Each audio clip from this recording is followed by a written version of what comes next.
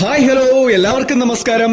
ശ്രീ പത്മനാഭസ്വാമി വാണരുളുന്ന അനന്തപുരിയുടെ വടക്കു കിഴക്കായി മരുതൻകുഴി എന്ന പ്രദേശത്ത് സർവർക്കും അഭീഷ്ട വരദായിനിയായി കുടികൊള്ളുന്ന ഉദിയന്നൂരമ്മയുടെ ഐതിഹ്യവും ചരിത്രവും നോക്കിയാലോ? ഉയർത്തിപ്പിടിച്ചിരിക്കുന്ന കരങ്ങളിൽ വലത് കൈയിൽ ചക്രവും ഇടത് ഭാഗത്ത് ശംഖും മറ്റു രണ്ട് കരങ്ങളിൽ നാന്തകം വാളും ശൂലവും പിടിച്ച് വടക്ക് ദർശനത്തിൽ ചതുർബാഹു രൂപത്തിൽ അമ്മ അനേകായിരം ഭക്തർക്ക് സർവൈശ്വര്യം പ്രദാനം നൽകി ആദിപരാശക്തിയുടെ രൗദ്രഭാവമായി ശ്രീ ഭദ്രകാളിയായി അമ്മ ഉദിയന്നൂരിൽ കുടികൊള്ളുന്നു.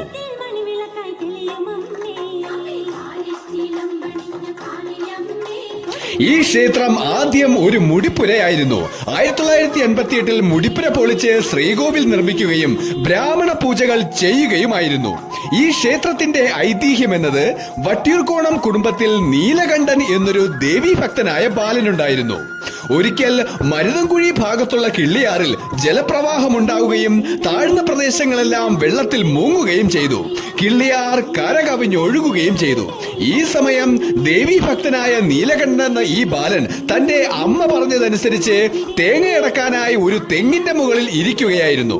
ആ സമയം ഒരു തിരുമുടി ഈ പ്രളയത്തിൽ കൂടി ഒഴുകി വരികയും ആ തിരുമുടി എടുക്കുന്നതിനായി ബാലൻ പ്രളയജലത്തിലേക്ക് എടുത്ത് ചാടുകയും ആ തിരുമുടി തന്റെ കയ്യിൽ കിട്ടിയെങ്കിലും ജലപ്രവാഹത്തിന്റെ ചുഴിയിൽപ്പെട്ട് ബാലനെ കാണാതാവുകയും ചെയ്തു.